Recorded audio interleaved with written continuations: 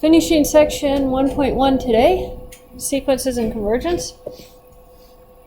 So give some examples of divergent sequences that satisfy the following. The sequence is unbounded.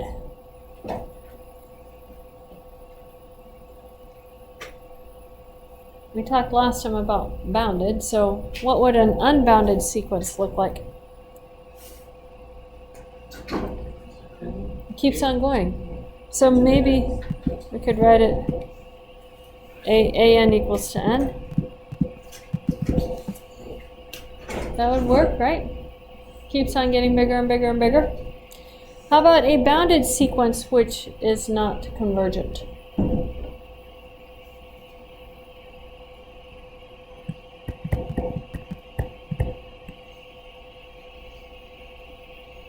Minus 1 plus 1 minus 1 plus 1, it oscillates back and forth.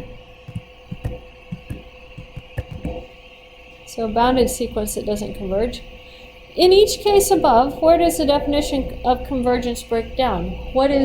Remember our definition of convergence says for all epsilon greater than 0, there exists a capital N in the naturals such that for all n greater than or equal to capital N, you have an minus its limit is less than epsilon. That's our definition of convergence. Now, where does it fail on the first one? No A exists. That's the first thing. It's not getting close to anything. It's keeping going off to infinity, marches to infinity. On the second one, it's bounded. It's not getting increasingly large. But what's happening? It still isn't approaching anything, right? So no A exists. It's oscillating, but not getting close to anything.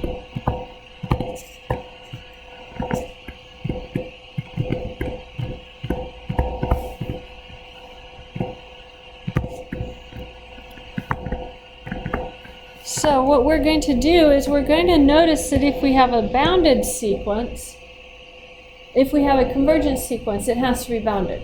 Every convergent sequence is bounded. But not every bounded sequence is convergent. And that's what we're going to see. So a sequence AN is bounded from above if and only if there's a real number m such that AN is less than or equal to m for all n. Bounded from below if there's a real number m so that AN is greater than or equal to m for all n. We call it bounded from above and below if it is bounded. Notice if it's bounded, you can take the maximum number and write the absolute value of your sequence is less than or equal to some value as well. And that's an alternate definition of bounded. Let's look at some examples here. Find a value m such that AN is less than or equal to m for all n in the naturals. So for the first one, that's not going to work well. If AN is equal to 1 over n, what value would be a bound for that for all n in the naturals? 1. In fact, I know 0 is less than or equal to AN is less than or equal to 1 for all n in the naturals. So I can use 1 as its bound. 1 and minus 1 would give us an absolute value of it. So I could write it this way. AN in absolute value is less than or equal to 1. Tell me about the second one.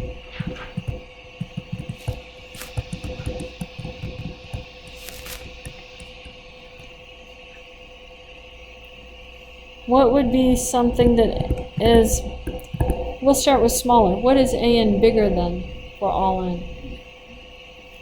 It's bigger than 0.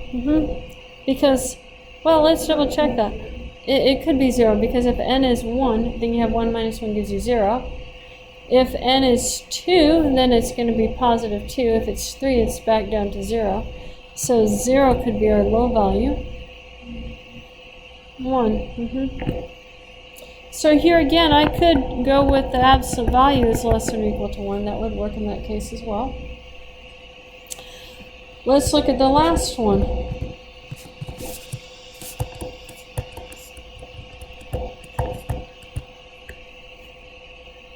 What is a low value for? What is all the an terms bigger than? They're all bigger than 9. I could use 0 again, that would work. And what are they all smaller than? 11. Yep. And so I could also write this, but now I would have to use the 11, a bigger number. But that's fine with it. Any questions on that? That's our boundedness. If an converges to A, then an is bounded. This is a theorem we want to be able to prove. So, Eric, you, Victor. So I guess it's your turn now. Chris, you get to write on the board.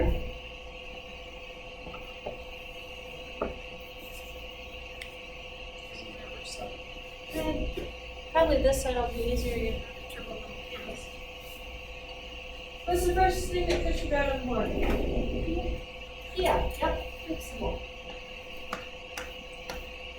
And what's the hypothesis?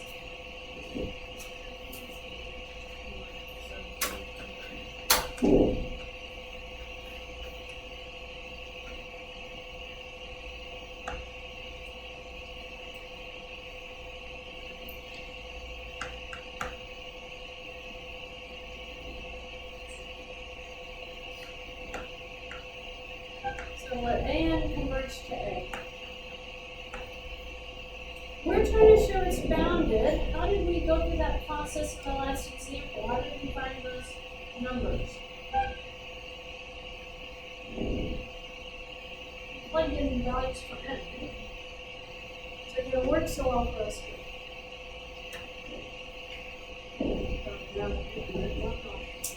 At least you know how to do it. I'd like to know. So we're going to have to go with the other thing that we know. What other thing do we know in our hypothesis? What do you know about our sequence? It converges, right? It converges to A. When we are told it converges, we get to choose an epsilon value. So I would suggest the easiest epsilon value. Choose epsilon equal to 1. So I would just write, let epsilon equal 1. You can choose it to be anything you want. But 1 is always easy. It's easy to write down, and it's easy to think about. Now, they told us convergence, and if epsilon equals to 1, we want to apply our convergence. What does that tell you about a capital N? Say it louder. Existing N in the echoes.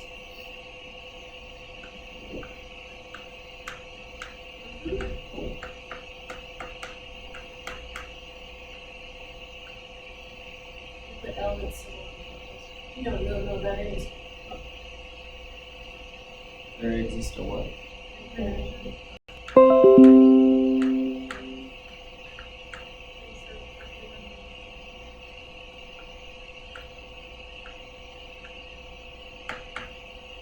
Minus A. Instead of an inequality. Oh, okay. Actually, the little n works because it says for all n bigger than capital N. So you know it works. You'll be good at that. Less than 1. Now, what happens when you add that capital A to both sides?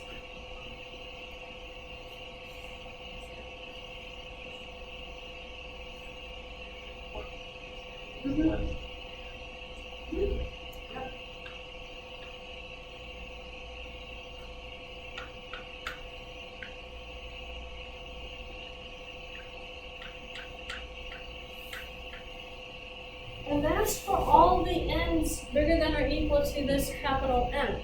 So we know where all the ANs are bounded by. We know an upper and a lower bound for an infinite number of them.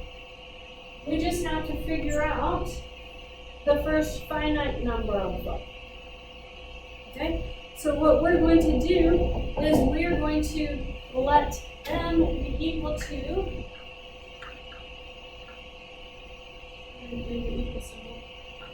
and compass braces. The curly sets, yeah. And it's, before the curly sets, put max. We're gonna do the next one. So,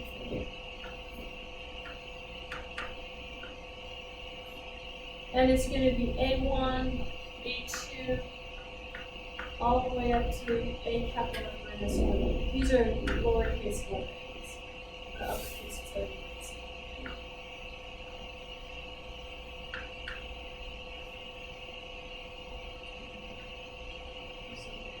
A capital M. And then add one other thing, and add A plus capital A, yes. I should be specific. Yeah. Now, why did we do that? Notice we're taking all the first few terms, which we have compared, and we're comparing that to the 1 plus A, which is our upper bound for the rest of the sequence. And we're taking the maximum of those terms, and we're calling that value M. And that's going to give us our upper bound. How do you think we should define our lower bound?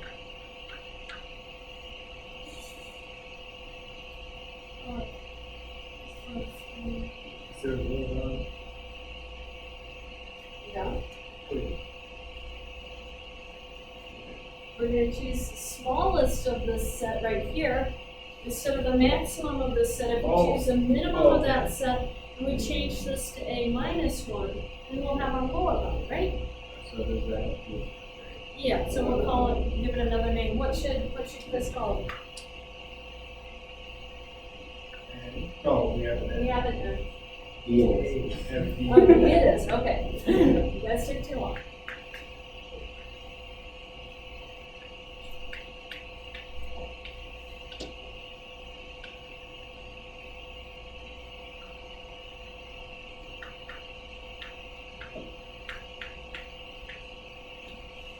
And then, our last statement is, thus, for all n, for all n in the next. Well, so,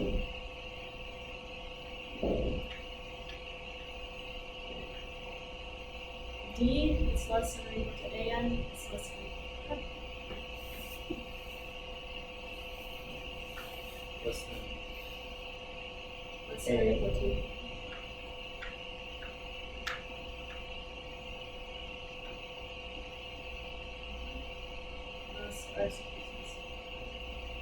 Convergence implies boundary.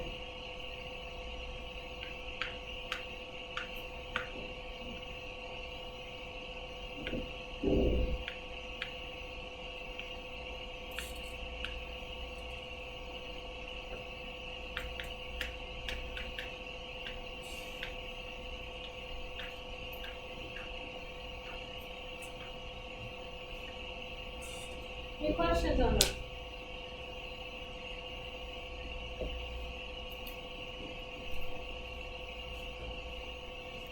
So, yeah, So? when we have the now next one, we showed like the A lies between A minus 1 and A plus 1. Mm-hmm. And so we just added those First to, beginning terms. We added those to the sequence Mm-hmm. so that it would. So we know where it lives. Yeah. We know everything is between these two values except the first n terms, and we have to find the biggest of those and the smallest of those. Yeah. Into a new set. It's not actually a sequence. I know it's the same symbols, but yeah, it doesn't have the dot dot dot on the end, so it becomes a set. And that's why we can do it from the. Yep. Mm-hmm. That's correct. Any other questions on that? Okay. This proof is in the book, except our naming convention may be a little bit different, but it is a proof in the book. Okay, let's look at an example. We're going to define a sequence AN as follows. A1 is 1, A2 is 1 plus 1 half, A3 is 1 plus 1 half plus 1 third, an is going to be 1 plus 1/2 all the way up to 1 over n. Those dots should be there. And I want to show that an is not bounded and hence does not converge. Do you guys recognize what this sequence is? It's a partial sum of our series of 1 over n, our harmonic series. It's the partial sums of our harmonic series. So I'm showing that our harmonic series diverges. Okay? Now if you recall back to Calc 2, I did this using the integral test in Calc 2. It wasn't the only test that I needed to do it, but it's actually one that's easier to visualize in calculus. We're more familiar with integration than anything else. What we're going to do is approach this differently.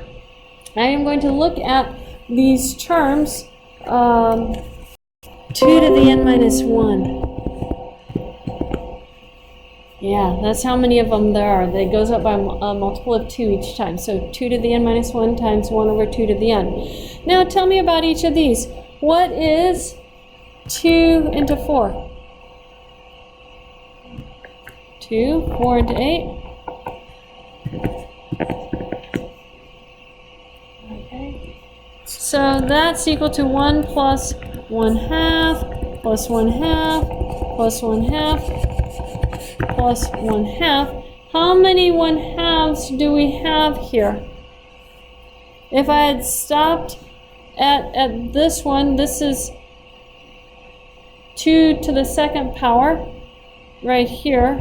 This would be 2 to the 2nd power to get 4. This is 2 to the 3rd power. So if I stopped at this right after 8, I would have 1/2 at the beginning. I would have the 1/2 from the 1/4. I'd have the 1/2 from the 1/8.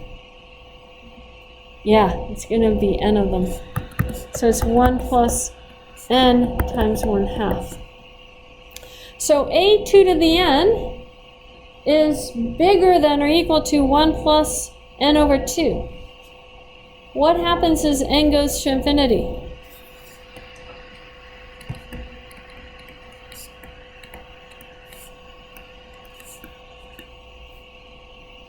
Unbounded. The original an then is unbounded because some of its terms are unbounded. I don't have to show that all of the terms are unbounded. I just have to show an infinite number of terms march off to infinity. It could be the other terms behave rather nicely, but they actually don't. So partial sum goes off to infinity. So if we show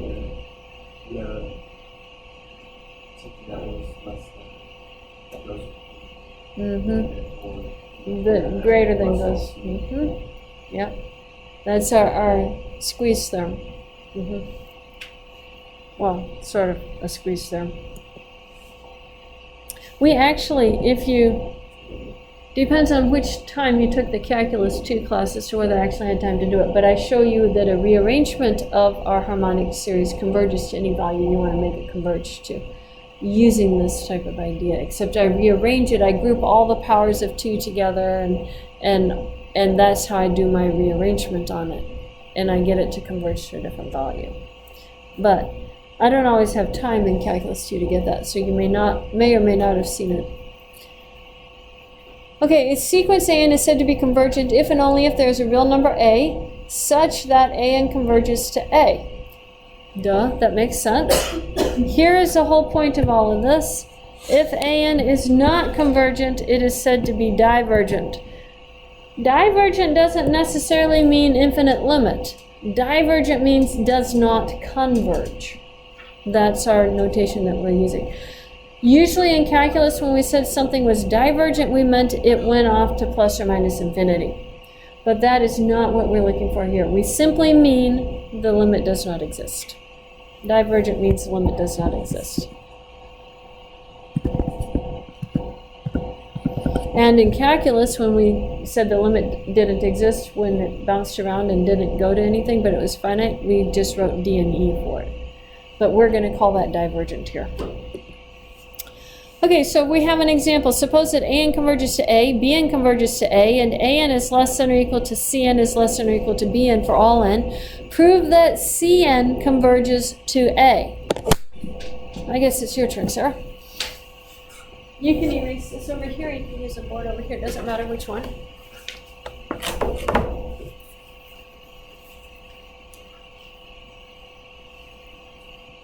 So, what's the first thing Sarah needs to write on board? Proof symbol. And what's the hypothesis? A converge to A.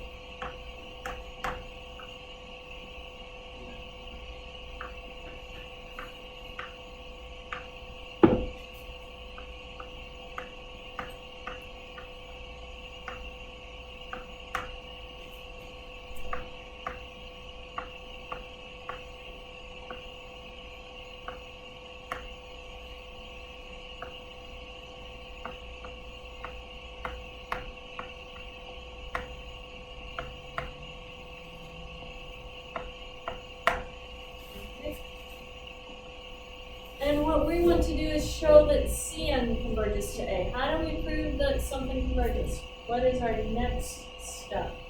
We have a phrase we always look at. We also write it as a hypothesis that. Oh yeah, we A is need less. let CN be, yeah. That looked that way. I knew you were pondering something deep over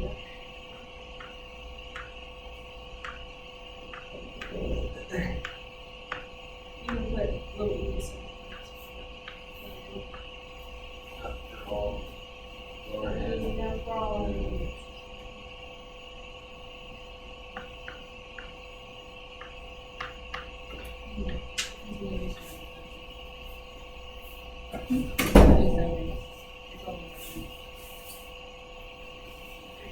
It's. Oh, okay, gotcha, okay.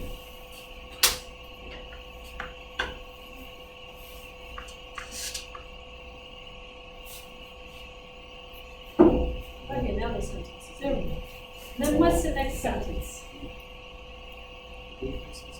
Yeah, we are. What are we fixing? Fix epsilon greater than 0.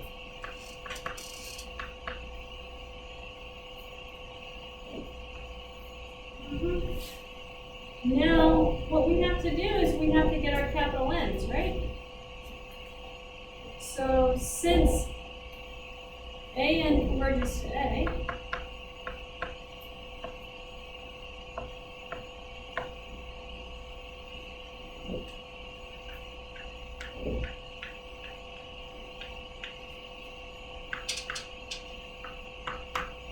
comma, there exists a capital backwards E. There exists N1, capital N is element for neutrals.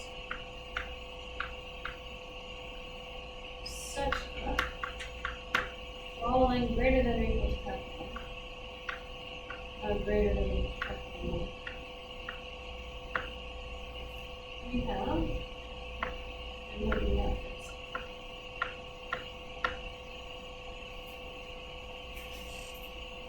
Absolute values.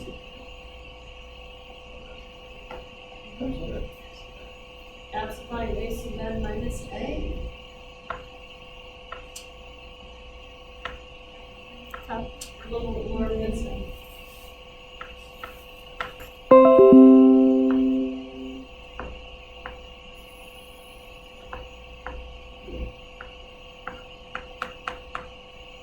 Now put that back into absolute values. Subtract your A into the middle, put your little arrow. And you have minus epsilon is less than C minus A is less than epsilon, which implies that absolute value C minus A is less than epsilon. Therefore, CN converges to A.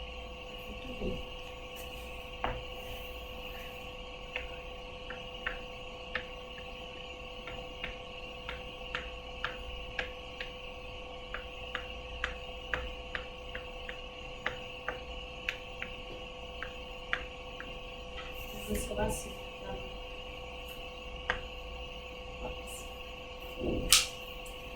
Any questions on that? curly braces around our CN and then we're done.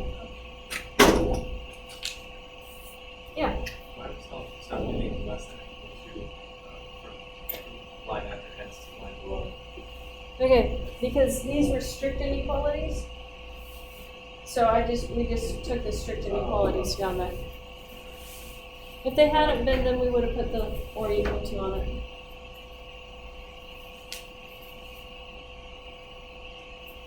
Any other questions on that? You guys get the idea of how to prove limits. What is the first thing you write down after your hypothesis statement when you're trying to prove a limit? Fix epsilon.